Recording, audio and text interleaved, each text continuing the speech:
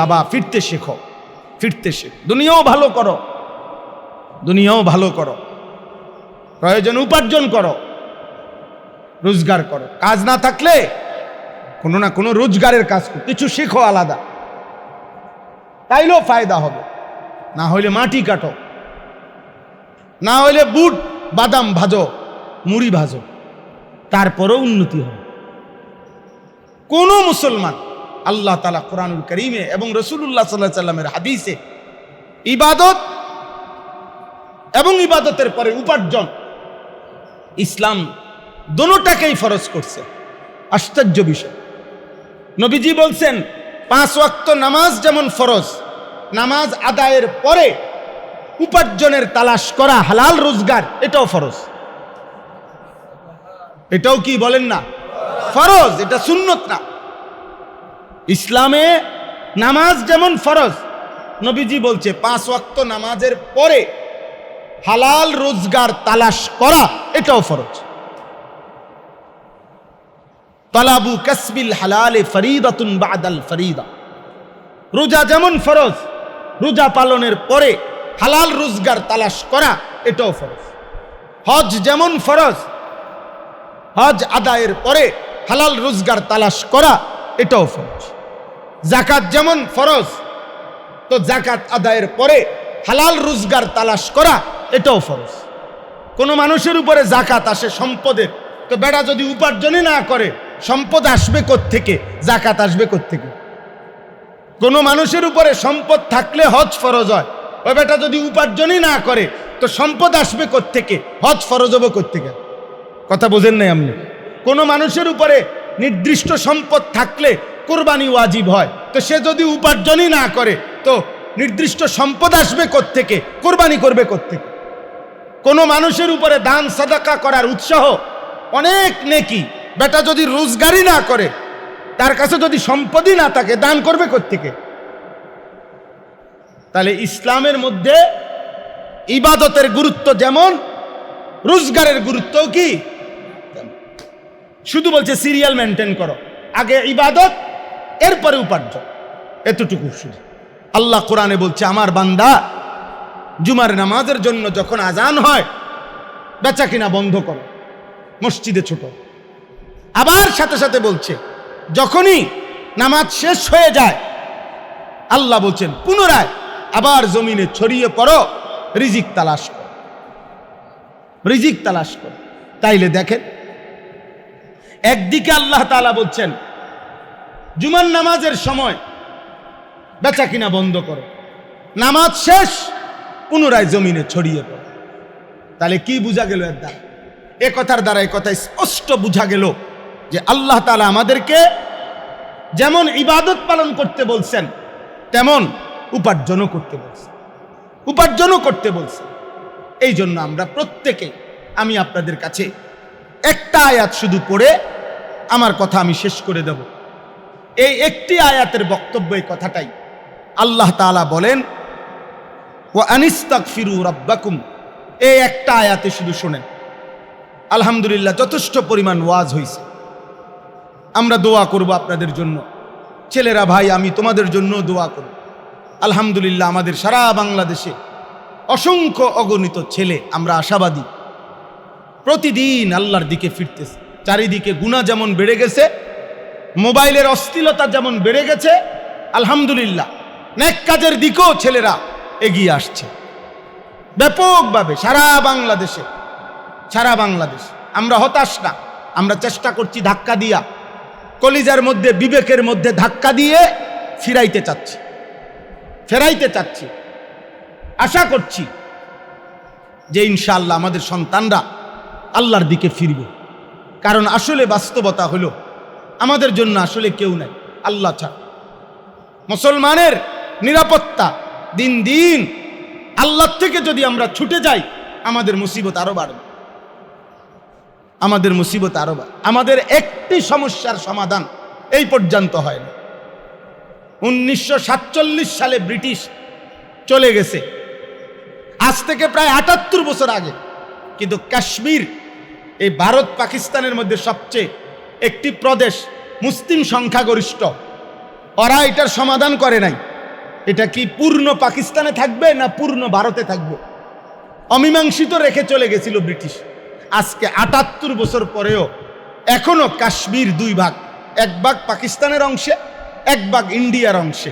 এই ইন্ডিয়ার অংশে যেই কাশ্মীর, এই মুসলমানগুলোর উপরে আজকে ৭৮ বছর ধরে নির্মম নির্যাতন হচ্ছে, আজও কোনো সমাধান হয় না। কত বৈঠক হইল জাতিসংঘের, কত মিটিং হইল, কত কিছু হইল। সুদান থেকে, সুদান একটি দেশ, সেখান থেকে একটি নির্দিষ্ট এরিয়া খ্রিস্টান সংখ্যাগরিষ্ঠ, ওদেরকে জাতিসংঘের তত্ত্বাবধানে খ্রিস্টান এই রাষ্ট্রটি আলাদা করে দিছে। এটার সমাধান হয়ে গেছে। পূর্ব তিমুর, এটা সমাধান হয়েছে, খ্রিস্টান অঞ্চল। কিন্তু রোহিঙ্গাদের সমস্যার সমাধান আরাকানি এখনো হয় না, আজও হয় নাই। ফিলিস্তিন সমস্যার সমাধান আজও হয় না, আজও হয় নাই। হয়েছে আজও? বলো না ভাই, তোমরা বলো, তাইলে বলো আমাদের সমস্যার সমাধান হবে কবে? ফুটবল বিশ্বকাপ আমাদের কি সমাধান দিবে? ব্রাজিল আমাদের কি উপকারে আসবে? আর্জেন্টিনা আমাদের কি উপকারে আসবে? বলো আপনি। একদিন তো বিপদ তোমাকেও ধরবে, একদিন তো মুসিবত তোমাকেও ধরবে। ওরাও তো মানুষ। ওই দিন তো পত্রিকায় সারা বাংলাদেশে আসছে, একটা লোক দাড়িওয়ালা মুরব্বী বাংলাদেশ এবং ইন্ডিয়ার বর্ডারে 0 পয়েন্টের মধ্যে দাঁড়ায় আছে। দোনো দল, বিজিবি এবং বিএসএফ, ধাক্কাধাক্কি করতেছে এই লোকটারে। এরা এদিকে ধাক্কায়, ওরা ওইদিকে ধাক্কায়। এই মানুষটা জানে না সে কোনখানের মানুষ, কেউ নিতে চাচ্ছে না তাকে। লোকটা আপনি ফেল করে তাকায় আছে। পরে যখন পত্রিকা আসছে, চ্যানেলেও, মিডিয়াতে যখন সংবাদ প্রচার হয়েছে, তো তার পরিবার ওইটা দেখছে। এরপরে কেমনে যোগাযোগ করে তারপরে তারে নিয়ে আসছে। একজন মানুষ, সে একজন মুসলমান। এজন্য ভাই একজনই বুঝো, কোনো দুশ্মন আমাদের আপন না। আমাদের জন্য কারো কোনো ভাবনা নাই।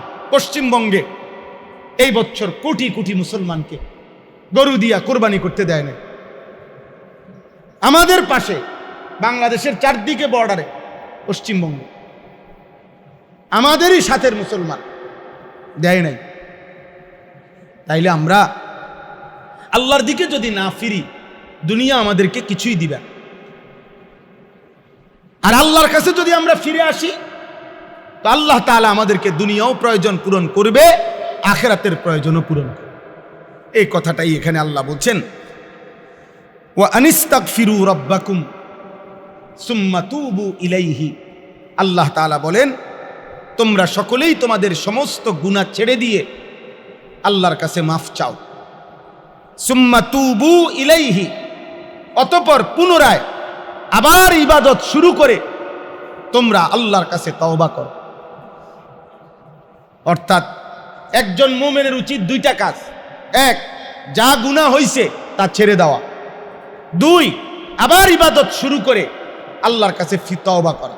তওবা মানে ইবাদতের মাধ্যমে আল্লাহর কাছে ফিরে আসা। ইস্তেগফার মানে গুনাহ ছেড়ে দিয়ে মাফ চাওয়া। এজন্য গুনাহ রাখা চালু অবস্থায় মাফ চাইলে সেটা মাফ হয় না। ইবাদত শুরু না করে আল্লাহর কাছে আসলে, তওবা করলে তওবা হয় না। বুঝেন না এমনি কথাটা? আপনি ফজরের নামাজ পড়েন না, তাই এটা গুনাহ কিনা? কথা বলেন না। তো এক্ষেত্রে আপনার করণীয় 2টা। 1 নাম্বার, এই যে গুনাহটা হলো, এই গুনাহটা আমি আর করব না, আল্লাহ আমারে মাফ করে দেন। আর আমি কালকে সকাল থেকে ফজরের নামাজ আবার শুরু করলাম, এটা হলো তওবা। তাহলে গুনাহ ছেড়ে দিয়ে মাফ চাওয়া, আর ইবাদত শুরু করে, আমি হারাম খাইতাম, হারাম উপার্জন করতাম, তো এটা ছেড়ে দিলাম, মাফ চাইলাম। এবার আবার হালাল উপার্জনের চেষ্টা করলাম। আমি এক যুবক আমার কাছে বলছিল, কাইন্ডা বলছে, হুজুর আমি ইউরোপের এক দেশে ছিলাম, আমি সবার কথা বলি না, ও আমারে বলছে একজন। তো বলছে, হুজুর আমি সেখান থেকে আমার প্রায় 3.5 লক্ষ টাকার বেতন থুইয়া আমি আইসা পড়ছি। আমি বলছি কেন? বলছে আমার 3.5 লক্ষ টাকা বেতন ছিল, ঠিক আছে, কিন্তু চাকরিটা কি ছিল? চাকরিটা ছিল বারে, হোটেলের মতো আর কি, মদের বারে উলঙ্গ নারী পুরুষ জিনা করে, আর আমার দায়িত্ব ছিল মদের বোতল নিয়ে দাঁড়ায় থাকা, ওরা যতবার চাইবে ততবার মদ দেওয়া, এটাই আমার চাকরি। এর বিনিময়ে আমার বেতন 3.5 লাখ টাকা। কিন্তু আমি যখন বুঝছি এটা আমার জাহান্নামে দিয়ে যাবে, আমি এই চাকরি ছেড়ে এই উপার্জন ছেড়ে দেশে চলে আসি। তাহলে ইস্তেগফার হলো গুনাহ ছেড়ে দিয়ে মাফ চাওয়া, আর হালাল আল্লাহর ইবাদত শুরু করে আল্লাহর কাছে ফিরে আসা, এটা হলো তওবা। তওবা, মিথ্যাকে মিথ্যার জায়গায় রাইখা, চুরি চুরির জায়গাত রাইখা, সুদ সুদের জায়গাত রাইখা, বিড়ি বিড়ির জায়গাত রাইখা, গালি গালির জায়গাত রাইখা, সিনেমা নাটক নাটকের জায়গায় রাইখা। কিসের তওবা বলেন? কিসের ইস্তেগফার? এজন্য আমরা তো মোটামুটি আস্তাগফিরুল্লাহ সবাই পড়ি, কিন্তু আমাদের জীবনের সৌন্দর্য কোথায়? কারণ আমাদের এই আস্তাগফিরুল্লাহ মূলত আস্তাগফিরুল্লাহ হচ্ছে না। বুড়া মানুষ অসল হইয়া 90 বছর পরে যখন টানা দিয়া লাইছে, একেবারে দম টানে আর শেষ নিঃশ্বাস, এইবারে হুজুর আনছে, টাকা 200 দিছে হুজুর রে, হুজুর আমার আব্বারে তওবা ফরাই দেয়, মানে এই টাকা 200 দিয়া আমার আব্বার বেহেশতটা ঠিক করে দাও। বাহ মাশাআল্লাহ, 200 টাকা দিয়া বেহেশত। এই বেহেশতের দাম দিলেন 200 টাকা? কথা বলেন না, বেহেশতের দাম 200 টাকা? আস্তাগফিরুল্লাহ, আস্তাগফিরুল্লাহ। এই বুঝাইছেন আল্লাহ, এই বুঝাইছেন নবীজি সাল্লাল্লাহু আলাইহি ওয়াসাল্লাম। সাহাবায়ে কেরাম এভাবে তওবা করছেন। বলে যুদ্ধের ময়দানে জীবনে একবার যায় নাই, দেরি করছে একটু, এরই মধ্যে যুদ্ধ শেষ হয়ে গেছে। 3 জন সাহাবী, কোরআনুল কারীমের মধ্যে আছে ঘটনা, নবীজি মদিনায় ফিরে আইসা বলছে তোমরা যুদ্ধে যাও নাই কেন? ওনারা বলছে কোনো কারণ ছিল না, বাকি আমরা প্রস্তুতি নিতে একটু দেরি হয়েছে, এরই মধ্যে যুদ্ধ শেষ হয়ে গেছে। আল্লাহর নবী সাল্লাল্লাহু আলাইহি সাল্লাম বললেন সাহাবাদেরকে, এই 3 জনের সাথে আল্লাহ তাআলা পরবর্তী নির্দেশ না দেওয়া পর্যন্ত কোনো কথাবার্তা, সালাম কালাম, কোনো আচরণ, কোনো লেনদেন, বাজার ব্যবসা সব বন্ধ। কসম খোদার, কোরআনের আয়াত, সব বন্ধ। এই 3 সাহাবী গোটা পৃথিবী থেকে বিচ্ছিন্ন হয়ে গেছে। কোরআন শরীফে আছে ওয়াদাকাত আলাইহিমুল আরদু বিমা রাহুবাত, এই জমিন কত প্রশস্ত, কিন্তু তাদের জন্য জমিন সংকীর্ণ হয়ে গেছে, ছোট হয়ে গেছে। এর মধ্যে একজন সাহাবী নিজেকে মসজিদে নববীর এরকম খুঁটির মধ্যে রশি দিয়া বাঁধ দিয়া রাখছে, নামাজের টাইমে, অজু ইস্তেঞ্জার টাইমে, বাথরুম জরুরতে খুলতেন, আবার নিজেকে রশি দিয়া বাঁধ দিয়া রাখতেন যে আমার আল্লাহ যতক্ষণ আমারে মাফ না করে ততক্ষণ পর্যন্ত ঘরে ফিরবো না। 1 দিন 2 দিন না, 50 দিন, খোদার কসম 50 দিন পরে আল্লাহ কোরআন নাজিল করে বলছে বন্ধু এবার আমি মাফ করে দিই। এরপরে নবীজি সাল্লাল্লাহু আলাইহি সাল্লাম কথা বলছে, সাহাবায়ে কেরাম কথা বল, পেটের অসুখ হইছে, এগুলা কিচ্ছু না। মূল আযাব হলো মানুষের উপরে পৃথিবীতে আল্লাহর পাপের কারণে। দুনিয়াতে আল্লাহর সবচেয়ে বড় শাস্তি কি? শাস্তি হলো আখিরাত ভুলায় দেওয়া, কারণ আখিরাত তার চূড়ান্ত গন্তব্য। এবার এটা সে ভুলে গেছে, হাসে নাচে লাফায় ফালায়, ভাত খায়, বন খায়, বিড়ি খায়, টেলিভিশন চায়, নাচ গান দেখে, গালি দেয়, বুঝেন না কথা? জিডা পাইতেছে খাইতেছে, পালা টাকাও খায়, সুদের টাকাও খায়, ঘুষও খায়, কিস্তিও খায়, বেড়াও দেখে, বেডিও দেখে, আপন মাও দেখে, বোনেরও দেখে, আবার মানুষের বেডিও দেখে, নর্তকীও দেখে, বুঝেন না? গরু ছাগলের মতো কোনো পূব পশ্চিম নাই, জন্তু জানোয়ারের মতো কোনো পার্থক্য শক্তি নাই। কোনটা হালাল, কোনটা হারাম, কোনটা জায়েজ, কোনটা না জায়েজ, কোনটা পাক, কোনটা না পাক, কোনো কিছুর ধার ধারে না। আমার যা যা চাহিদা যেমনি হোক পূরণ হইলেই, পেটের বুক লাগ যেমন খানা হইলেই, টাকার দরকার টাকা হইলেই, এবার এটা সুদের টাকা না কিস্তির টাকা, এত কিছুর দরকার কি? আমার টাকা হইছে, আমার লজ্জাস্থানের চাহিদা পূরণ করা দরকার। এবারে বিবাহিত স্ত্রী হোক আর অন্যের বেডি হোক, হাত দিয়া হোক, ছবি দেখা হোক, নর্তকী দেখা হোক, সিনেমা দেখা হোক, আমার চাহিদা পূরণ হয়ে গেছে। এই যে জন্তু জানোয়ারের জীবন, হাইওয়ানের জীবন, পশুর জীবন, এটাই হলো কোনো মানুষের উপরে আল্লাহর সবচেয়ে বড় আযাব, যে তাকে আল্লাহ তাআলা আখিরাত ভুলায়, গুনার পর গুনাহ করছে, কিন্তু তার শরীরের মধ্যে, দেহের মধ্যে, কলিজার মধ্যে কোনো অনুভূতি যাচ্ছে না, বুঝতেছে না আর কি। এটা কোরআনে আছে, ওয়ালা তাকুনু কাল্লাযীনা নাসুল্লাহা ফাআনসাহুম আনফুসাহুম। হে ঈমানদারগণ, তোমরা আমাকে ভুলে যেও না। যদি ভুলে যাও, আল্লাহ তাআলা বলেন আমি একদিন তোমাকে তোমার পরিচয় ভুলিয়ে দেব। হ্যাঁ, এই যে যাদের চুল বেঈমানের মতো, এরাদের আত্মপরিচয় নাই।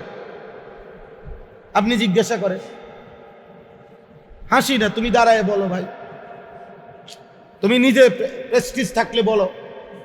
আত্মসম্মানকে বলে প্রেস্টিজ। মানুষের কয় না এটা আবার প্রেস্টিজে লাগছে, মানে এটা হলো আত্মসম্মানে লাগছে, এটা আমার গায়ে লাগছে আপনার কথাটা। আপনি আমার এটা কেমনে বললেন? আপনি আমার কি মনে করছেন? আমি কি আঙ্গাল কাঙ্গাল না? হ্যাঁ, মানুষ এরকম কথা কথায় বলে কি না, যে মিয়া আপনি আমার এটা বলতে পারেননি, আমি কি জানতেন বাড়ির ফুটনি? আমার কি আরে বাপ নাই, আমার বংশ নাই? এই যে প্রেস্টিজ, যেই সমস্ত ছেলেদের গায়ে বিভিন্ন দলের খেলোয়াড়দের জার্সি পরা, এদের কোনো ব্যক্তিত্ব নাই। আপনি জিজ্ঞেস করেন, ও দাঁড়ায় বলুক, ওর কোনো আত্মসম্মান নাই, ওর নিজস্ব কোনো বংশ নাই, ওর নিজের কোনো আত্মপরিচয় নাই, ওর কোনো মা বাবা নাই, ওর কোনো বংশ নাই, ফ্যামিলি নাই। হ্যাঁ, 24 ঘন্টা যারা বেঈমানের মতো চলে, অনুসরণ করে, ওদের নিজস্ব কোনো আত্মসম্মান নেই। চুল রাখছে মুশরিকের মতো, চলাফেরা করছে বেঈমানের মতো, গায়ের জামা পোশাক বেঈমানের মতো, তাহলে হের নিজের কি? হরে বলতে কোন, সে বলুক এখানে দাঁড়ায়া। তা আমি বলতে পারবো, আমার মাথার চুল থেকে পায়ের নখ পর্যন্ত, আমার শরীরের প্রত্যেক পোশাকের উপরে আমি দলিল দিতে পারবো ইনশাআল্লাহ। বুঝেন নাই? আমি টুপি পরলাম কেন, আমি এটা বলতে পারবো। পাঞ্জাবি কেন গায়ে দেই, গেঞ্জি কেন পরি, লুঙ্গি কেন পরি, দাড়ি কেন লম্বা রাখলাম, মোষ কেন ছোট রাখলাম, চুল কেন চারদিকে সমান রাখলাম, আমি এটা বলতে পারবো। আমার পকেটে মেসওয়াক কেন ব্যবহার করি, আমি এটা বলতে পারবো। আমার পকেটে টয়লেট পেপার আছে, আমি এটা কেন ব্যবহার করি, আমি এটা বলতে পারবো। তুমি বলো ভাই, আমার পকেটে এই যে আতর আছে, আমি এটা বলতে পারবো। প্রত্যেকটার উপরে কোরআন এবং সুন্নাত থেকে আমি কি দিতে পারবো, ইনশাআল্লাহ দলিল দিতে পারবো। কিন্তু সে বলুক তার কোন বইয়ের সাথে এটা মিলছে, বাংলা বই, অঙ্ক বই, ইংরেজি বই, পদার্থবিজ্ঞান, জীববিজ্ঞান, রসায়ন বিজ্ঞান, মাদ্রাসার আমরা কোরআন হাদিসও বাদ দেন, বাকি তার জীবনের যে পড়ালেখা করছে ও ক্লাস 1 থেকে, এই চুল কার লগে কোনটার লগে মিলছে, তার প্রাইমারি স্কুল থেকে শুরু করে কোন ক্লাসের কোন টিচারের সাথে তার চুলের মিল, বলেন না? কিসের সাথে মিলছে? তার আসেনি কোনো কিছুর সাথে মিল। তাহলে তার স্কুলে স্যারের লগে হে মিলাই দো, যে আমার স্যারের চুল হুজুর আমি ছোটবেলার থেকে দেখছি এরকম। বলেন এরকম? একটা প্রাইমারি স্কুলের মাস্টারের চুল কি এরকম এই জঙ্গলি বেঈমানের মতো? তাইলে বলো ভাই, তুমি বলো, একটা ছেলে বলো, আত্মপরিচয় বলো, আত্মসম্মান বলো।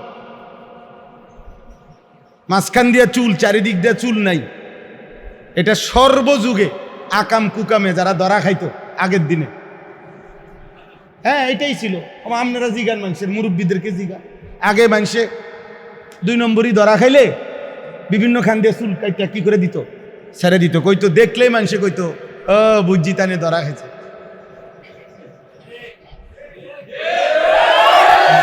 কারে ঠিক বলো, কারে বলতেছো ঠিক? নিজের পরিচয় মিলাও আব্বা।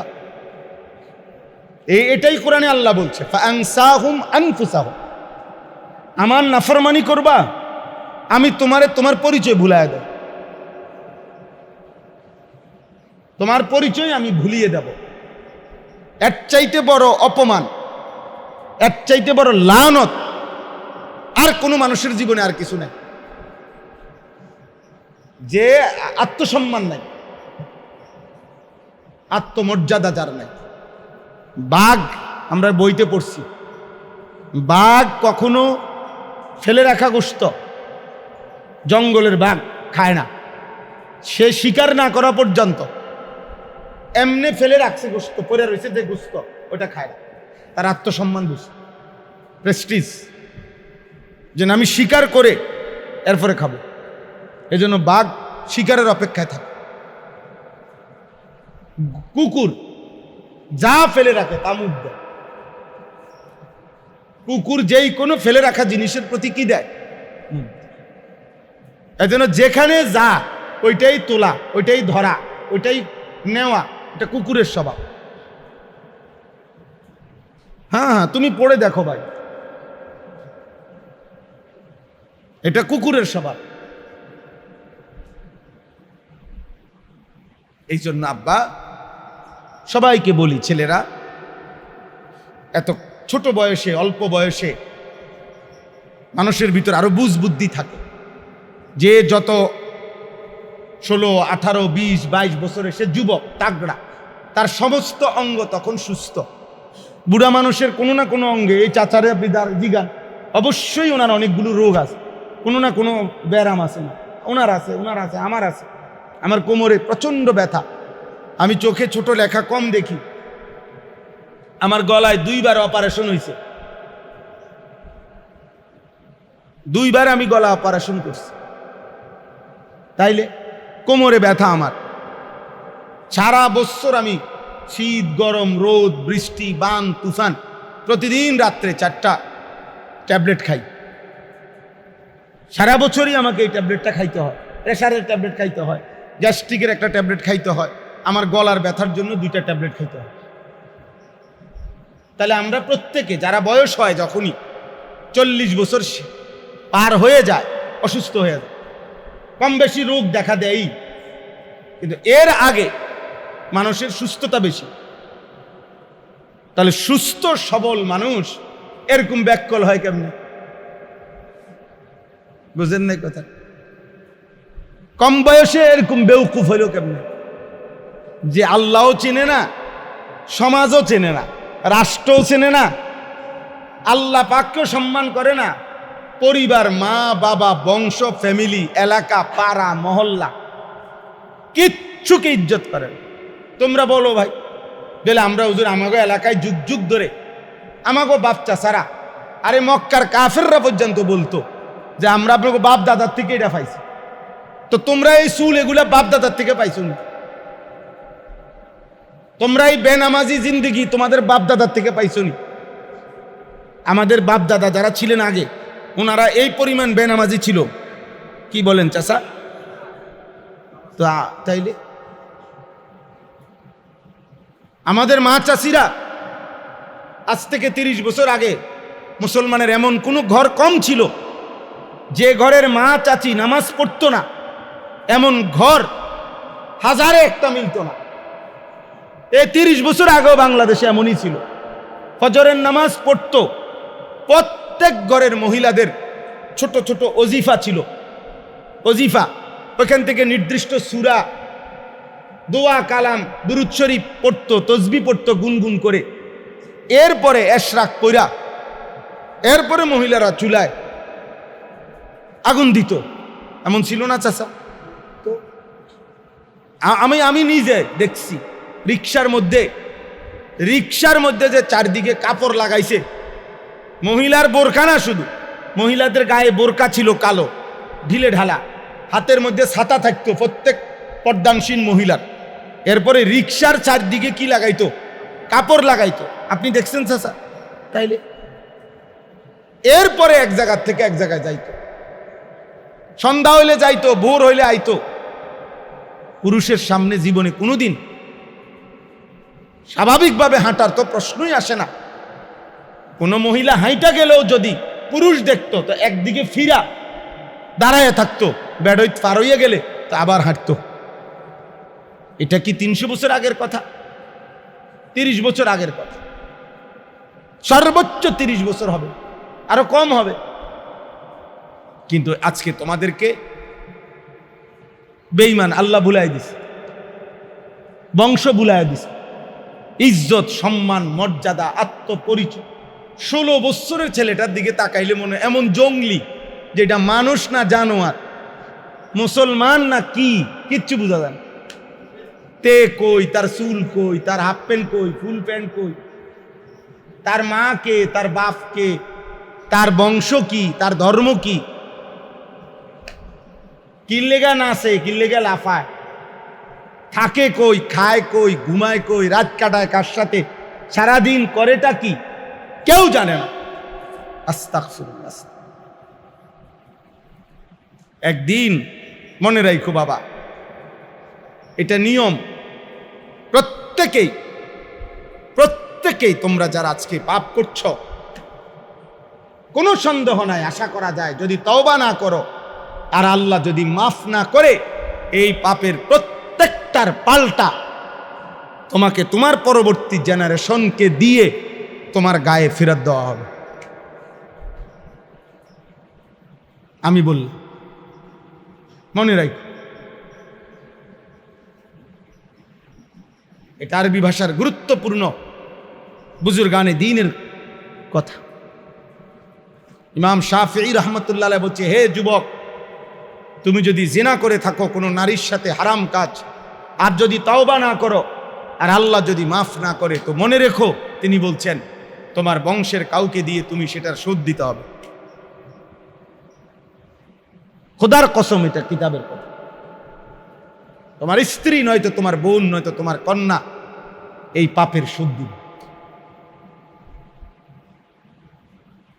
তোমার চরিত্রের নষ্টামি তোমার ফ্যামিলি এটার শোধ দিবে।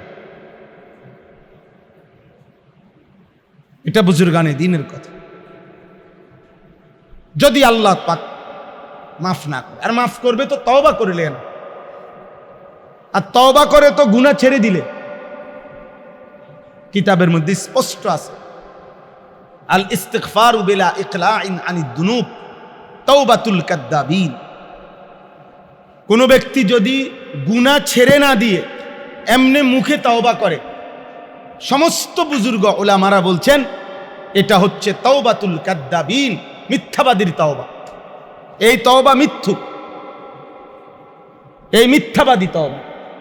বুঝেন নাই? গুনার জায়গাত রাখা হেবড়া কয় আস্তাগফিরুল্লাহ। তওবা কি? গুনাহ ছাড়ছেন কই? বিড়ি পকেটে, হেবড়া কয় আস্তাগফিরুল্লাহ। ড্রয়ারে সুদের টাকা, উনি কয় আস্তাগফিরুল্লাহ,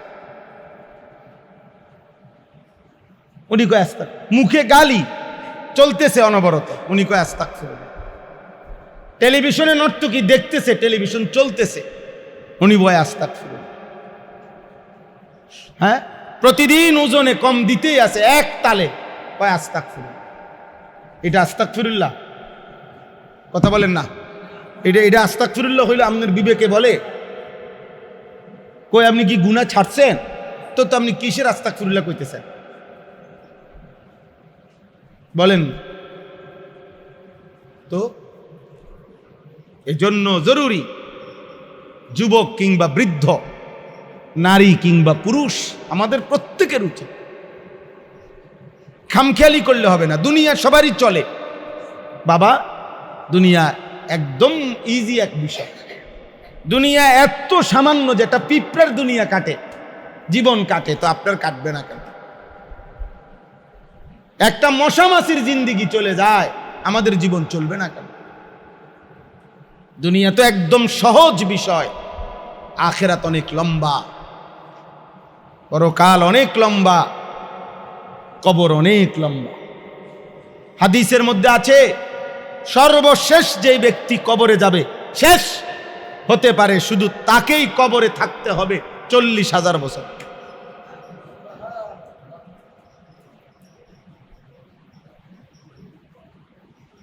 তাইলে এখন যারা মৃত্যুবরণ করছে,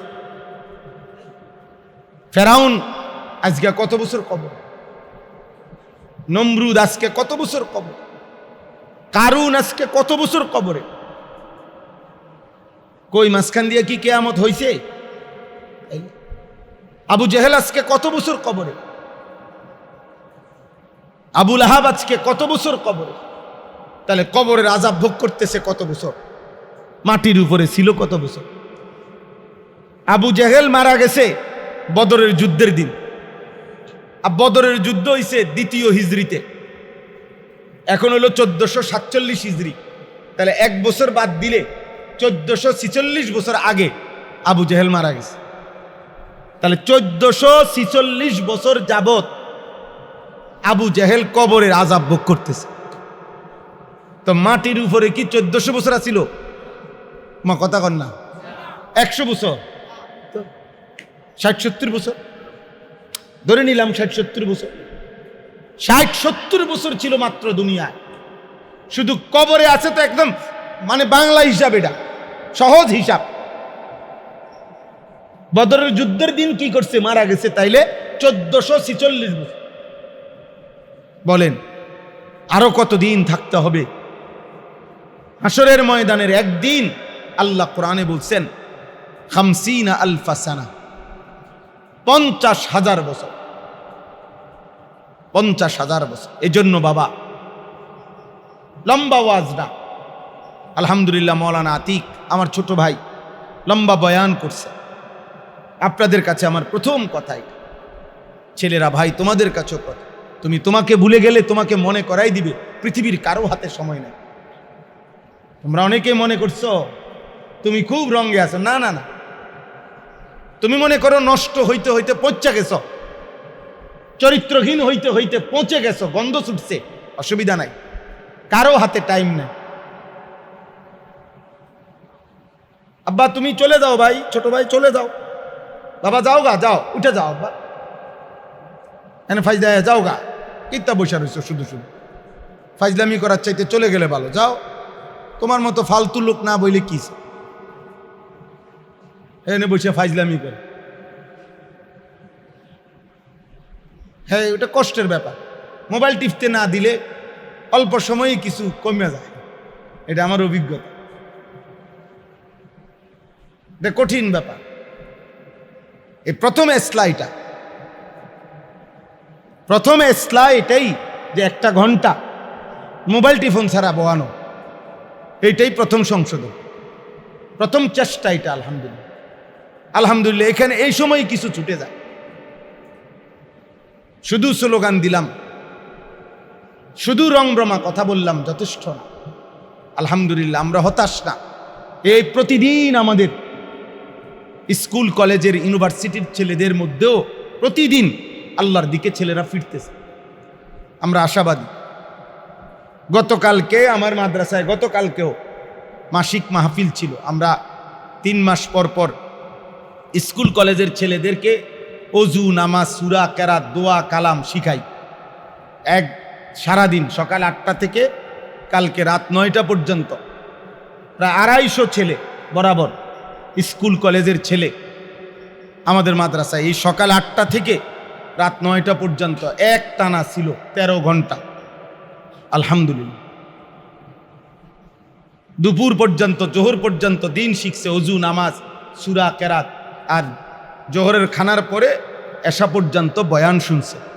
সব স্কুলের ছেলে, সব স্কুলের ছেলে, কলেজের ছেলে, জেনারেল ছেলে। আলহামদুলিল্লাহ গত বছর আমরা প্রায় 500 ছেলে আমাদের মাদ্রাসায় 3 দিনে মোট 6 দিন 2 বারে অজু নামাজ শিখাইছি। আলহামদুলিল্লাহ 3 দিন করে থাক, সব জেনারেল ছেলে। তোমরা মনে করো না আমরা হতাশ, না না, 2-4 জন 10 জন 50 জন ফালতু আর বখাটে দুশ্চরিত্রের জন্য ইসলাম আটকায় যায় না,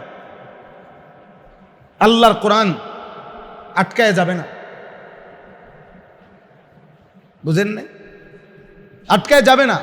হাদিসের মধ্যে আছে, আল্লাহ তাআলা বলছে, বান্দা তোমরা সকলেও যদি পৃথিবীর প্রথম ব্যক্তি থেকে শেষ ব্যক্তি পর্যন্ত যদি প্রত্যেকেই, আল্লাহ তাআলা বলেন আমার বান্দার মধ্য থেকে সর্বোত্তম বান্দা যে তার মতো হয়ে যায় সকলে, আল্লাহ বলেন আমি আল্লাহর মর্যাদার মধ্যে 1 বিন্দু বাড়বে না। আবার বলছে পৃথিবীর প্রথম ব্যক্তি থেকে শেষ ব্যক্তি পর্যন্ত সকলেই যদি পৃথিবীর সর্বনিকৃষ্ট ব্যক্তির মতো হয়ে যায়, আল্লাহর কসম আল্লাহ বলে বান্দা আমার ইজ্জত আর সম্মানের মধ্যে 1 জাররা কমবেও না। মা জাদা ফি মুলকিহি শাইআন ওয়া মা নাকাসা মিন মুলকিহি শাইআন। আল্লাহর রাজত্বে কিছু বাড়েও না, আল্লাহর রাজত্বে কিছু কমেও না। আল্লাহ আল্লাহই থাকে, ইসলাম ইসলামই থাকে, কোরআন কোরআনই থাকে, দিন দিনে থাকে। আমরা আমাদের কারো মুখাপেক্ষী আল্লাহ না, কারো মুখাপেক্ষী, আমাদের কারো মুখাপেক্ষী নয় ইসলাম। এই জন্য চলেন, আপনাদের কাছে আমাদের এটাই কথা, যে শুনছেন একজন শুনেন, আলহামদুলিল্লাহ আমরা আশাবাদী, একজনের জন্যই অপেক্ষা করছি, 2 জন হোক 2 জনের জন্যই অপেক্ষা করছি। এই পৃথিবী ইমানদারের জন্য। কোরআনুল কারীমের মধ্যে আল্লাহ তাআলা স্পষ্ট বলছেন আমার বান্দারা ইবাদত করবে, আমার বান্দা ইবাদত করবে, এই আশায়, এই জন্যে আমি রাত্র দিন বানাই। কোনো দুশ্চরিত্র লম্পট, কোনো মদখোর জুয়ারি, কোনো চরিত্রহীন বেহায়ার জন্য আমি আল্লাহ আসমান জমিনও বানাই নাই আর রাত্র দিনও বানাই না। আহুয়াল্লাযী জাআলাল লাইলা ওয়ান নাহারা খিলফাতান লিমান আরাদা আন ইয়াযাক্কারা আও আরাদা শুকুরা। আল্লাহ বলেন আল্লাহই রাত এবং দিন পর্যায়ক্রমে বানান, একবার রাত একবার দিন, একবার রাত একবার দিন। এটা কে বানায়? বলেন না, কে বানায়? আল্লাহ বলেন কেন? লিমান আরাদা আন ইয়াযাক্কারা, আমার যে বান্দারা আমি আল্লাহর জিকির আমার ইবাদত করতে চায়, আও আরাদা শুকুরা, আমার যে বান্দারা আমার শুকর আদায় করতে চায়, আমি আল্লাহ তাদের জন্য রাত্র দিন বানাই। সুবহানাল্লাহ। কোন নষ্ট দোষ চরিত্রের জন্য নয়, কোন চরিত্রহীনের জন্য নয়, কোন লম্পটের জন্য, সুবহানাল্লাহ, কোন বেপর্দা বেহায়া নারীর জন্য না, কোন হারাম উপার্জনকারীর জন্য না রে বাপ। আল্লাহ যদি রাত না বানায় তো আমার বান্দা মাগরিব পড়বে কেমনে, এশা পড়বে কেমনে? আল্লাহ যদি দিনের আলো না আনে তো ফজরের ওয়াক্ত হবে কেমনে, জোহরের ওয়াক্ত হবে কেমনে, আসরের ওয়াক্ত হবে? আল্লাহ বলেন এজন্য আমি দিন আনি, এজন্য আমি রাত, আল্লাহর ইবাদতের জন্য। আজকে তোমরা এই 10 জন ছেলেও যদি হও, 1 জন ছেলেও যদি হও, তোমাদেরকে বলি ভাই, আল্লাহকে এভাবে ভুলে যাচ্ছ কেন? আল্লাহকে ভুলে শেষ পর্যন্ত থামবে কোথায়? আল্লাহকে ছেড়ে অনেক ছেলে মাশাআল্লাহ এ যে কয়জন বসছে, কিন্তু আফসোসের বিষয় অধিকাংশ ছেলের চেহারা দেখেই বোঝা যায় বেনামাজি, বেনামাজি। আপনাদেরই ছেলে চাচা, আপনাদেরই সন্তান, আপনাদের ভাবা উচিত, আহারে আমাদের সন্তানের চুল এমন কেন, আমাদের ছেলেদের জামা কাপড় এমন কেন, আমাদের ছেলেরা করছেটা কি, যাচ্ছে কোথায়, খায় কোথায়, কে ভাববে এদেরকে নিয়ে? মানুষের জন্য যদি মানুষ না ভাবে তো মানুষের জন্য কি গরু ছাগলে ভাববে? ইউরোপ আমেরিকা আমাদের জন্য জীবনও ভাববেন, মুসলমানের কল্যাণের জন্য ওরা জীবনও ভাববেন। ওদের হিসাব একটাই, যত পারো গুনাহ দিয়ে মুসলিম যুব সমাজকে পাগল করে রাখো। খেলা একটা খেলা, এটার সাথে তোমরা যেই কোনো, আমি প্রতিদিন বলছি, যেই কোনো ছেলে তোমরা বিবেক থাকলে খবর নিও, এই ফুটবল বিশ্বকাপের সাথে কোটি কোটি টাকা, কোটি কোটি বোতল মদের বোতল কোটি কোটি পরিমাণ সরবরাহ হচ্ছে। এই বিশ্বকাপকে কেন্দ্র করে কোটি কোটি টাকার জুয়া খেলা হচ্ছে। এই বিশ্বকাপকে কেন্দ্র করে 3টা ভেন্যুতে, যেই 3 রাষ্ট্রে খেলা হইতেছে, পত্রিকার রিপোর্ট এটা, 3 রাষ্ট্রেই চারিদিকে সমস্ত হোটেলে বেহায়া নারী দেহ বিক্রি করছে। হ্যাঁ, তাহলে একটি খেলাকে কেন্দ্র করে একে তো খেলাধুলা, দ্বিতীয়ত মদের আড্ডা, তৃতীয়ত জুয়ার আড্ডা, চতুর্থত নারীর আড্ডা। তাহলে এর মধ্যে নৈতিকতা কোথায় বলেন? গত 1 বছরে যে সন্তান কোনোদিন 4:30 বাজে ফজরের নামাজে উঠতে পারে নাই, সে ভোর 4টা বাজে টেলিভিশনের পর্দার সামনে খেলা দেখার জন্য কেমনে জাগতে পারল বলেন? তাহলে গুনাহ তাকে কি পরিমাণ পাগল বানাইছে। গুনাহ তাকে ঘুমাইতেও দেয় না, গুনাহ তাকে জেগে থাকতেও দেয় না, গুনাহ তাকে এই পরিমাণ অন্ধ বানায় দিছে, আল্লাহ ভুলায় দিছে, আখিরাত ভুলায় দিছে, মা বাবার পরিচয় ভুলায় দিছে, নিজ ধর্ম বংশ, নিজ পাড়া মহল্লার ইজ্জত সম্মান ভুলায় দিছে। আল্লাহ আমাদেরকে হেফাজত, আল্লাহ তোমাদেরকে হেফাজত করেন। বাবা, ফিরতে শেখো, ফিরতে শেখো। দুনিয়াও ভালো করো, দুনিয়াও ভালো করো, প্রয়োজন উপার্জন করো, রোজগার করো। কাজ না থাকলে কোনো না কোনো রোজগারের কাজ করো, কিছু শেখো আলাদা, তাইলেও ফায়দা হবে। না হইলে মাটি কাটো, না হইলে বুট বাদাম ভাজো, মুড়ি ভাজো, তারপরেও উন্নতি হবে। কোন মুসলমান, আল্লাহ তাআলা কোরআনুল কারীমে এবং রাসূলুল্লাহ সাল্লাল্লাহু আলাইহি সাল্লামের হাদিসে ইবাদত এবং ইবাদতের পরে উপার্জন, ইসলাম দোনোটাকেই ফরজ করছে। আশ্চর্য বিষয়, নবীজি বলছেন 5 ওয়াক্ত নামাজ যেমন ফরজ, নামাজ আদায়ের পরে উপার্জনের তালাশ করা, হালাল রোজগার, এটাও ফরজ। এটাও কি বলেন না? ফরজ, এটা সুন্নত না। ইসলামে নামাজ যেমন ফরজ, নবীজি বলছে 5 ওয়াক্ত নামাজের পরে হালাল রোজগার তালাশ করা, এটাও ফরজ। তালাবু কাসবিল হালালে ফরিদাতুন বাদাল ফরিদা।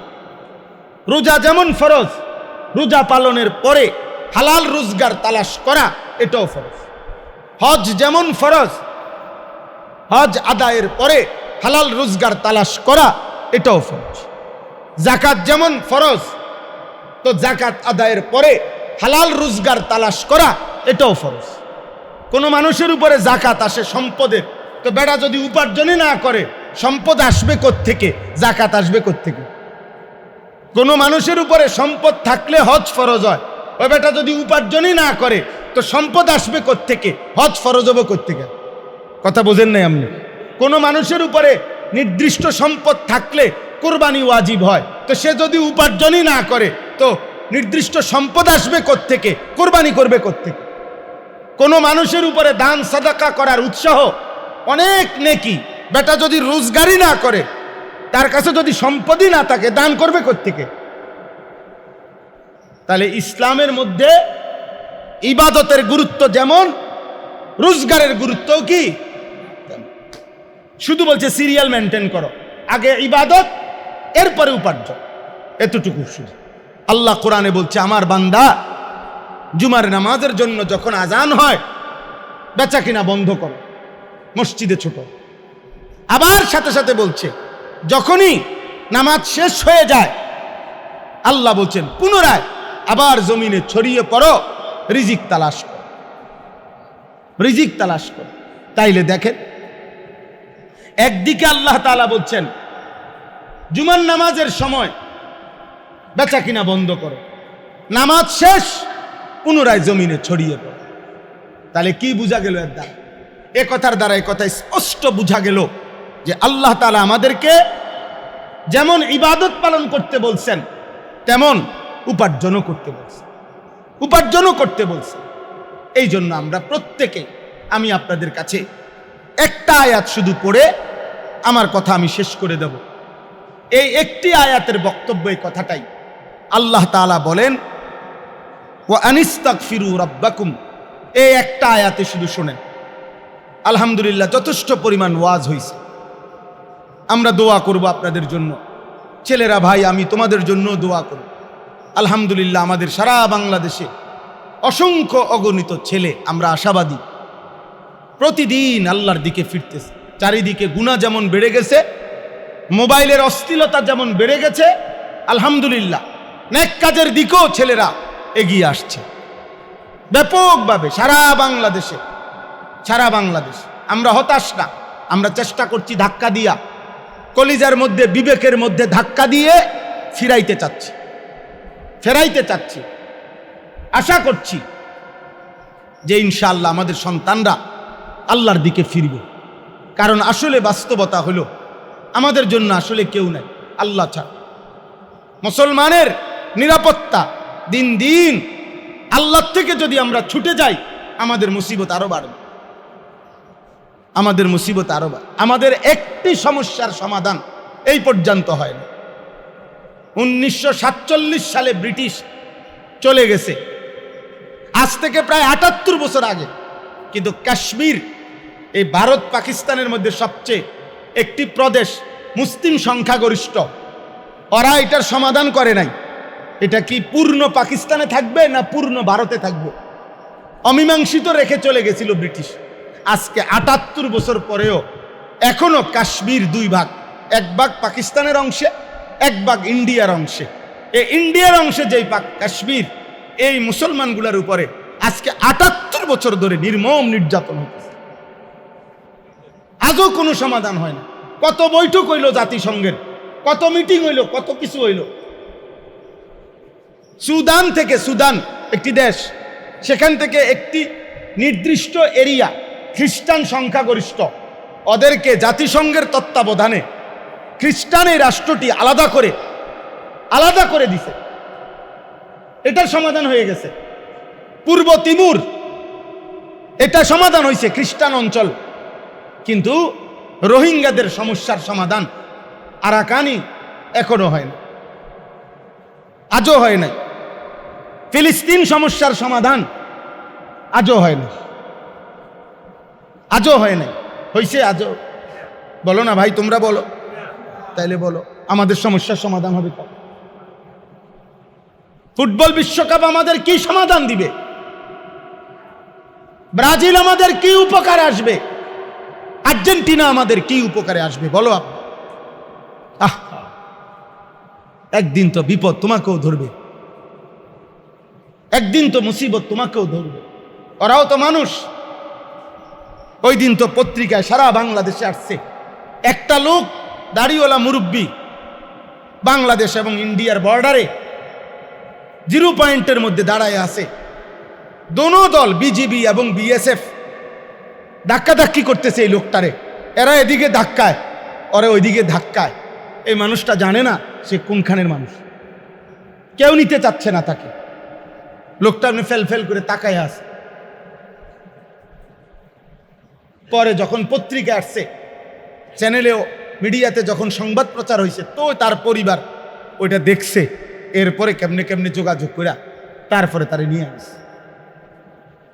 একজন মানুষ, সে একজন মুসলমান। এজন্য ভাই একজনই বুঝো, কোনো দুশ্মন আমাদের আপন না। আমাদের জন্য কারো কোনো ভাবনা নাই। পশ্চিমবঙ্গে এই বছর কোটি কোটি মুসলমানকে গরু দিয়া কোরবানি করতে দেয় না।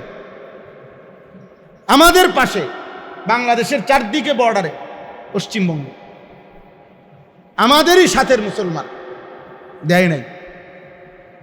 তাইলে আমরা আল্লাহর দিকে যদি না ফিরি, দুনিয়া আমাদেরকে কিছুই দিবে। আর আল্লাহর কাছে যদি আমরা ফিরে আসি, তো আল্লাহ তাআলা আমাদেরকে দুনিয়াও প্রয়োজন পূরণ করবে, আখিরাতের প্রয়োজনও পূরণ করবে। এই কথাটাই এখানে আল্লাহ বলছেন, ওয়া আনিস্তাগফিরু রাব্বাকুম সুম্মা তুবু ইলাইহি। আল্লাহ তাআলা বলেন, তোমরা সকলেই তোমাদের সমস্ত গুনাহ ছেড়ে দিয়ে আল্লাহর কাছে মাফ চাও।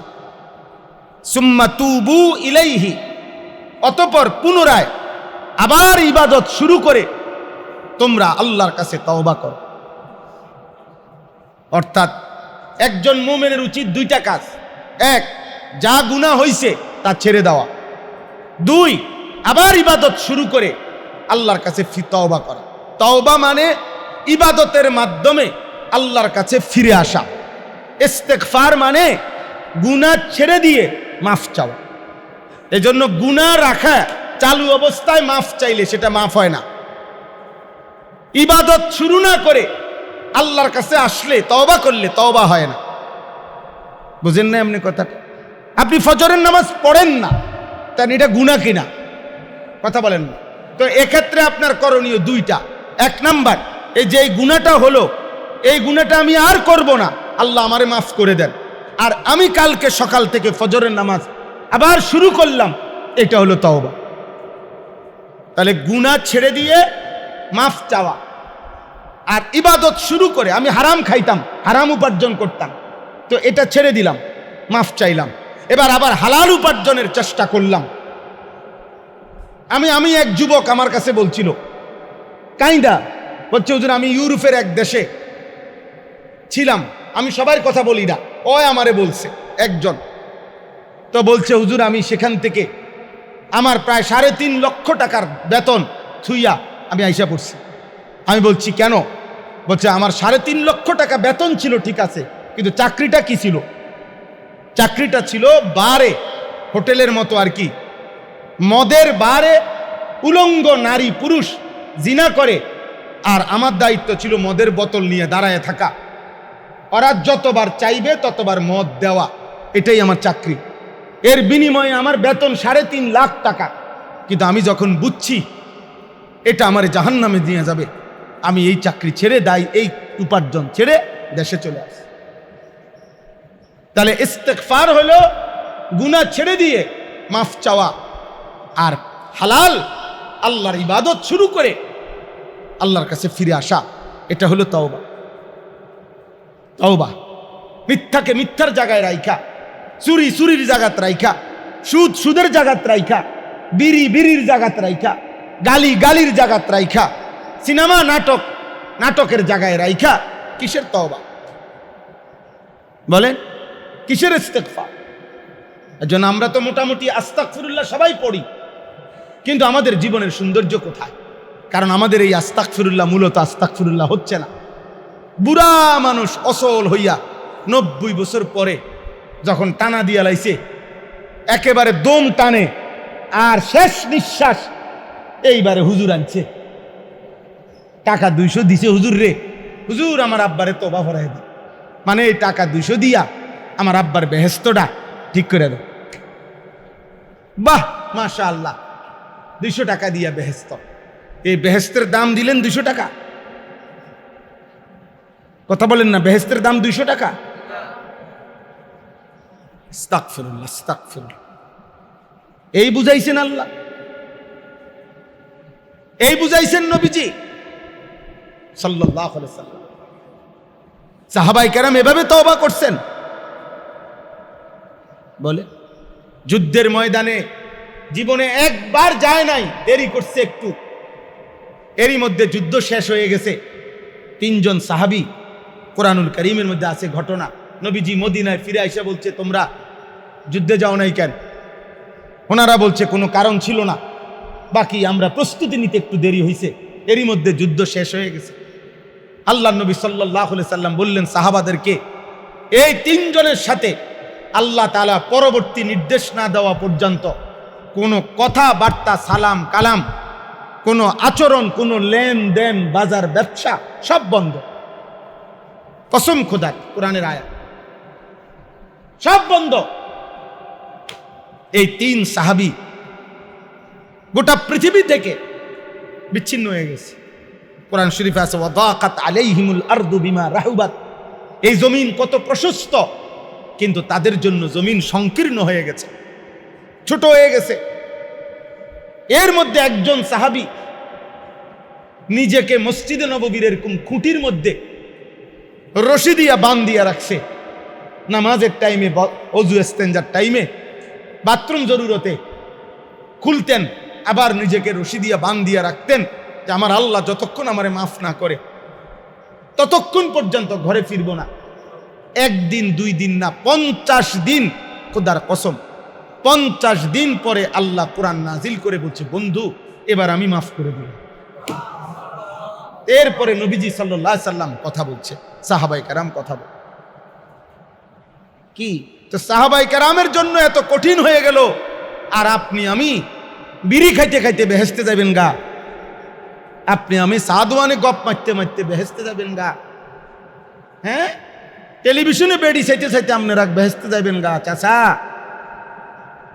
বিষয়টা কি?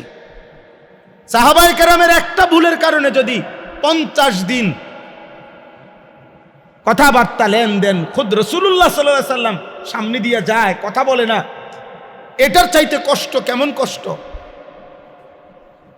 আর আমরা মনে করছি যার যার গুনার মধ্যে থাইকে আমাদেরকে মাফ করে দিবে। তো সাহাবায়ে কেরামেরটা তো কঠিন হলো কেন? কথা বলেন। নবী সাল্লাল্লাহু আলাইহি সাল্লামের একজন পুরুষ সাহাবী জিনা করছেন, মুসলিম শরীফের হাদিস। যখন প্রমাণিত হয়েছে, আল্লাহর নবী সাহাবায়ে কেরামকে আদেশ করেছেন এবং ওনাকে অর্ধেক মাটির মধ্যে খুদে পাথর নিক্ষেপ করে এরপরে ওনাকে মারা হয়েছে, শাস্তি দেওয়া হয়েছে।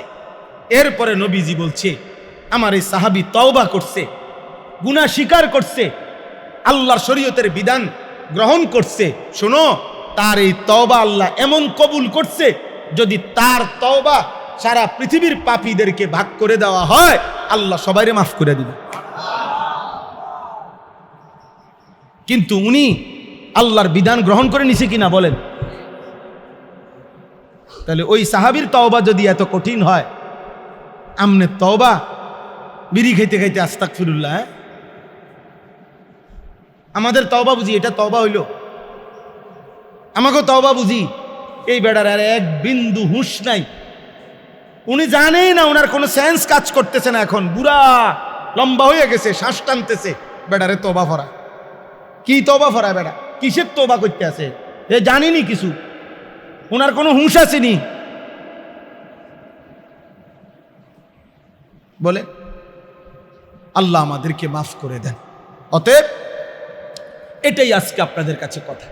আল্লাহ তাআলা বলছেন, বান্দা সমস্ত গুনাহ ছেড়ে দিয়ে মাফ চাও, আবার ইবাদত শুরু করো, তওবা করো।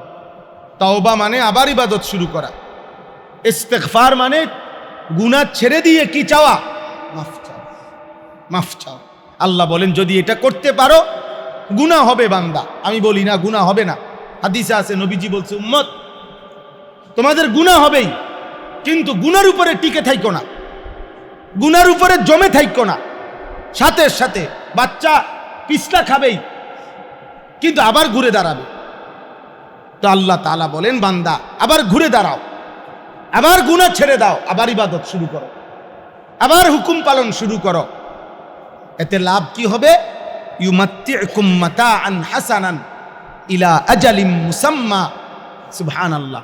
আল্লাহ বলেন, যদি তুমি ঠিকমতো ইস্তেগফার এবং তাওবা করো, আমি আল্লাহ ওয়াদা দিলাম বাকিটুকু হায়াত আমি আল্লাহ তোমাকে তোমার যাবতীয় প্রয়োজন হালাল এবং পবিত্র বস্তু দ্বারা পূরণ করে দেব।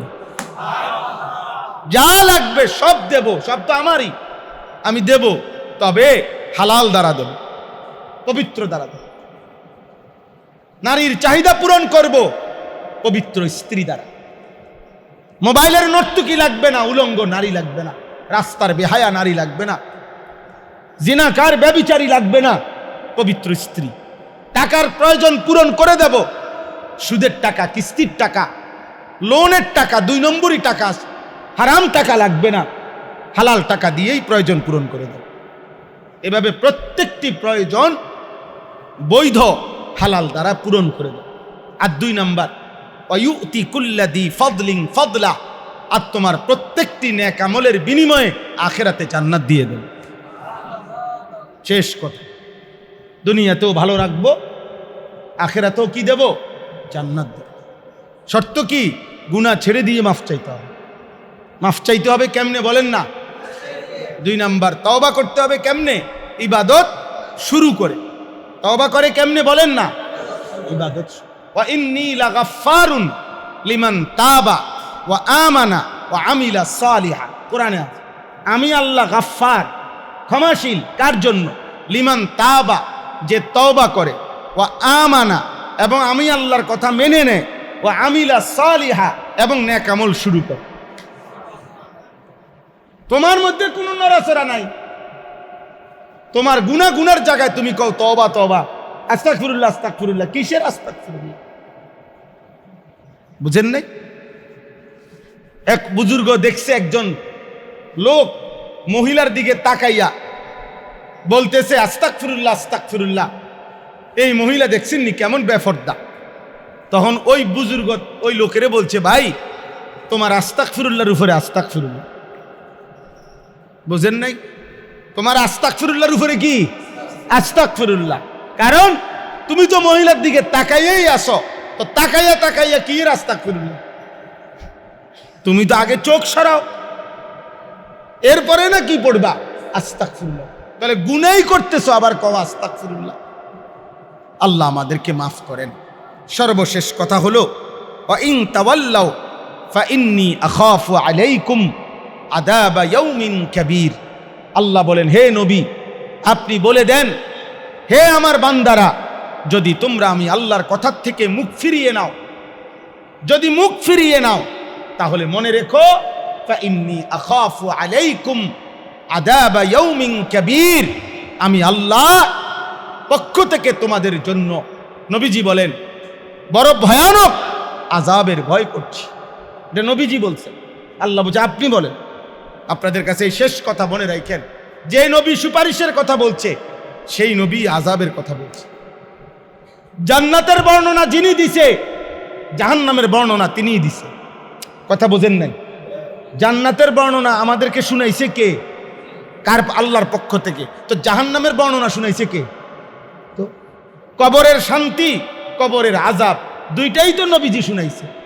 তো তাইলে আমনে একটা শূন্য নিশ্চিত হয়ে গেলেন কেমনে? আমনে একটা শূন্য নিশ্চিত হয়ে গেলেন কেমনে? নবী সাল্লাল্লাহু আলাইহি সাল্লাম যেমন বলছে আমার সুপারিশে বহু লোককে আল্লাহ মাফ করবে, তো নবী এ কথা বলে নাই যে জাহান্নামে যাবে লোক? কথা বলেন না? এটা বলছেনই নবীজি। তো সেই লোকটা যদি মনে করেন 100 কোটি লোক হয়, আর আল্লাহ যদি বলে বন্ধু আপনার সুপারিশে আমি সকলকে জান্নাত দিলাম, একজন শুধু লোককে জাহান্নামে দেব, আর সব জান্নাত, আমার ভাই বলেন তো বাবা, যদি সেই একটা লোক আমি হই, আমার নাম আনিসুর রহমান, তো বাকি সমস্ত মানুষ জান্নাতে গেলে আমার কি লাভ? ধরেন না বাকি সবাই জান্নাতে গেছে, আল্লাহ কেবল একজনকেই জাহান্নামে দিছে, সেটা যদি আমি হই, তো বাকিদের জান্নাতে গিয়ে আমার কোনো লাভ আসেনি। ওমর রাদিয়াল্লাহু তাআলা এটা বলছে, হযরত ওমর এই কথা বলছে যে হাশরের ময়দানে যদি আল্লাহ বলে সব লোক জাহান্নামী, একজন কেবল জান্নাতি, আমি আশা করি সেই, আবার আল্লাহ যদি বলে সব লোক জাহান্নামী, সব লোক জান্নাতি, একজন লোক কেবল জাহান্নামী, ওমর রাদিয়াল্লাহু তাআলা বলতেন আমার ভয় হয় সেই লোকটাও আমি হইতে পারি। কাজে আমি জানি না যে আমার ব্যাপারে আল্লাহর কি ফয়সালা হবে। কোটি কোটি মানুষরা আল্লাহ মাফ করবে, ঠিক আছে, কিন্তু আমি আমার ব্যাপারে ফয়সালা কি হবে আমি এটা জানি। তাইলে অতএব ভারসাম্য থাকা চাই। ইন্নানি লাকুম মিনহু নাযীরুম ওয়া বাশীর। কোরআনে আল্লাহ বলছে বন্ধু নবীজিকে বলছে, নবীজি বলছেন উম্মত আমি নদীর, আমি বাশীর, আমি জাহান্নামের ভয় প্রদর্শনকারী, জান্নাতের সুসংবাদ প্রদানকারী। আমি ভয়ও দেখাই, আমি সুসংবাদও দেই।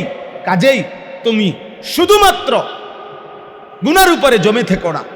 তো চলেন এই প্রচণ্ড গরমের মধ্যে আপনারা কষ্ট করছেন, আজকে এই শেষ এই কথাটা আমরা আপনাদের কাছে পেশ করলাম। যে কয়জন টিকছেন শেষ পর্যন্ত আলহামদুলিল্লাহ, যারা ছেলেরা আসছেন আল্লাহ তাদেরকেও কবুল করেন প্রত্যেকে। বাবা এই কয়জন বাপ চাচা আছেন, আপনাদের কাছে অনুরোধ, আপনারা দুইটা কাজ, একটা হলো শেষ বয়সটা আপনারা এই বিড়ি সিগারেট চা দোকানের আড্ডা টেলিভিশন নাটক সিনেমায় শেষ করেন না। আপনাদের কাছে আমার অনুরোধ, আপনাদের অসংখ্য মুরব্বীদের এই বদ অভ্যাস, শেষ বয়সে এই বসে বসে বিড়ি খায়, চা দোকানে আড্ডা দেয়, আর এই বেহুদা কথাবার্তা বলে বা শোনে, নাটক সিনেমা দেখে, টেলিভিশন দেখে। আপনারা এটা করবেন না। শেষ বয়সটা কোনো কাজ নাই তো সারা দিন রাত জিকির করে, একবার সুবহানাল্লাহ, আলহামদুলিল্লাহ, আল্লাহু আকবার, লা ইলাহা ইল্লাল্লাহ, তাসবিহ পড়ে, তাসবিহ পড়েন, আল্লাহকে ডাকেন। একবার সুবহানাল্লাহ বললে নবী সাল্লাল্লাহু আলাইহি সাল্লাম বলছে জান্নাতে একটা ফেরেশতা একটা গাছ লাগায়। জান্নাতে একটা কি লাগায়? গাছ লাগায়। ওই গাছের যে ছায়াটা পড়ে, গাছটার যে ছায়াটা মাটিতে পড়ে, এই মাটি একটি ঘোড়া জান্নাতে 500 বছর দৌড়াইলে যেতটুকু দূরত্ব, এই ঘোড়া এই ছায়াটার দূরত্ব এতটুকু। এবারে গাছ এইটা কত বড়, জান্নাত কত বড়। একটা বাড়িওয়ালা যদি বাড়িতে গাছ লাগায় তো বাড়ির স্বাভাবিক দৈর্ঘ্য প্রস্থ, বাড়ির চারিদিকের বাউন্ডারির সাথে গাছ পরিমাণে তো ছোটই হয়। গাছের প্রস্থটা হবে হলে 2 ফিট 3 ফিট, বাড়িটা তার চাইতে বড় হবে না? কথা বলেন নাকি?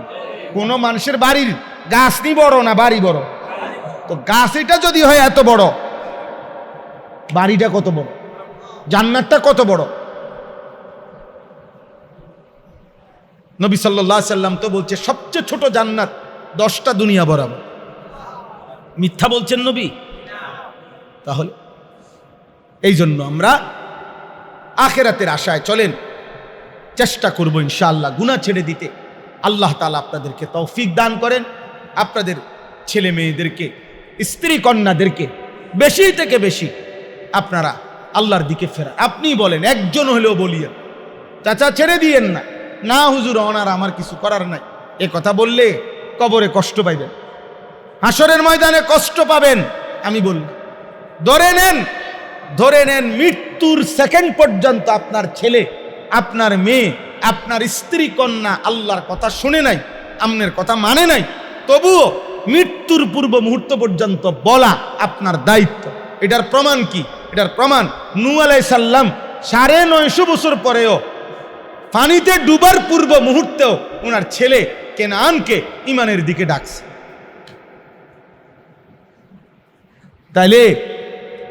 তাইলে ছেড়ে দেওয়ার সুযোগ আসেনি? নবী সাল্লাল্লাহু আলাইহি সাল্লাম ওনার চাচা আবু তালেবকে কালিমার দাওয়াত দিছে মৃত্যুর মুহূর্ত পর্যন্ত, যখন রূহ যায় এই সময় পর্যন্ত নবীজি কালেমার দাওয়াত দিছে কিনা ওনারে? তাহলে আমনের জন্য ছাড় আসেনি? কথা বলেন না, ছাড় আসেনি? কারোর জন্য ছাড় বলতেই হবে, ওই না মানুক। নূহ আলাইহিস সালামের ফুতো তো বেঈমান, অসুবিধা কি? ইব্রাহিম আলাইহিস সালামের আব্বাও তো বেঈমান, কথা বোঝেন নাই? নবী সাল্লাল্লাহু আলাইহি সাল্লামের চাচাও তো কি বেঈমান, তো অসুবিধা কি? সেটা বড় কথা না। ওই শেষ পর্যন্ত আল্লাহর দিকে ফিরবে না এটা আমার বিষয় না। আমার বিষয় হলো বলা, আমার দায়িত্ব হলো কি করা? বল। আমার দায়িত্ব চেষ্টা করা, আমার দায়িত্ব বলতে থাকা। কেউ না শুনুক, আমার 30 বছরের ওয়াজে যদি একজনও না শোনে তবুও এটা কোনো ব্যর্থতা না। 300 বছর কালেমার দাওয়াত দিছে, 300 বছর হায়াত পাইছে নবী, এমন নবীও একজনও ঈমান আনে নাই ওনার হাতে, এমন নবীও আছে, হাদিসে আছে। এমন নবীও পৃথিবীর থেকে গেছে যারা কালেমার দাওয়াত দিতে দিতে দিতে ওনার হায়াত শেষ হয়েছে, কিন্তু একজন লোকও ওনার হাতে ঈমান আনে নাই। তো ওই নবী কি ব্যর্থ? তো উনি বলার সওয়াব পাবে না? কোরআন শরীফে আছে সূরা ইয়াসিনের মধ্যে 3 জন রাসূল, 3 জন একসাথে দাওয়াত দিছে একটি এলাকায়। ওনাদের 3 জনের দাওয়াতে সর্বশেষ কালেমা পড়ছে শুধু একজন। ওয়াজা মিন আকসাল মদিনাতি রাজুলুন ইয়াসআ ক্বালা ইয়া কওমি ইত্তাবিউল মুরসালিন। এই যে রাজুলুন মানে একজন লোক, ইমানদার একজন, অথচ রাসূল কয়জন?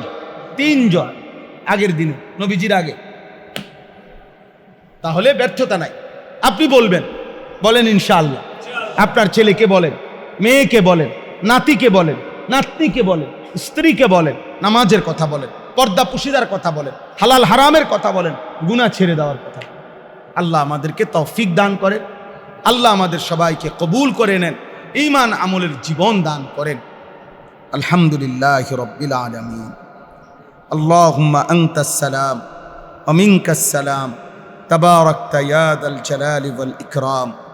মাওলায়ে কারীম, আপনি মাফ করে দেন, আয় আল্লাহ আপনি মাফ করে দেন, আয় আল্লাহ আপনি মাফ করে দেন, আয় আল্লাহ আপনি মাফ করে দেন, আয় আল্লাহ আপনি মাফ করে দেন, আয় আল্লাহ আপনি মাফ করে দেন, আয় আল্লাহ আপনি মাফ করে দেন। আযাব দিয়েন না মাওলা, আযাব দিলে আপনার কোনো লাভ নাই, মাফ করে দিলে আপনার কোনো ক্ষতি নাই। আল্লাহ মাফ করে দিলে আপনার কোনো ক্ষতি নাই, মাফ করলে আপনার ভান্ডারে কমবে না, মাফ না পেলে আমাদের উপায় থাকবে না। আয় আল্লাহ আপনি মাফ করে দেন, ঈমান আমল দান করেন, ঈমান আমল দান করেন, ইজ্জত আফিয়ত দান করেন, তাকওয়া তাহারত দান করেন, হিম্মত ইস্তেকামত দান করেন, সেজদাওয়ালা কপাল বানিয়ে দেন, কাঁদনেওয়ালা চোখ বানিয়ে দেন, জিকিরওয়ালা জবান বানিয়ে দেন, মোহাব্বতওয়ালা দিল বানিয়ে দেন, সুন্নতওয়ালা জীবন বানিয়ে দেন। আল্লাহ জীবনটা সুন্দর করে দেন, আখিরাত সুন্দর করে দেন, সমস্ত কবরবাসীদেরকে মাফ করে দেন, কিয়ামত পর্যন্ত কবরের আযাব মাফ করে দেন, কবরগুলোকে জান্নাতের টুকরা বানিয়ে দেন। আমাদের আব্বা মা বংশধর যারা কবরে মাফ করে দেন। আল্লাহ অসুস্থ বিমারি যারা শিফা করে দেন, প্রত্যেকের কামাই রুজিতে হালাল বরকত দান করেন, হারাম থেকে বাঁচবার তৌফিক দান করেন। মুসলমানের কিশোর যুবক ছেলেদেরকে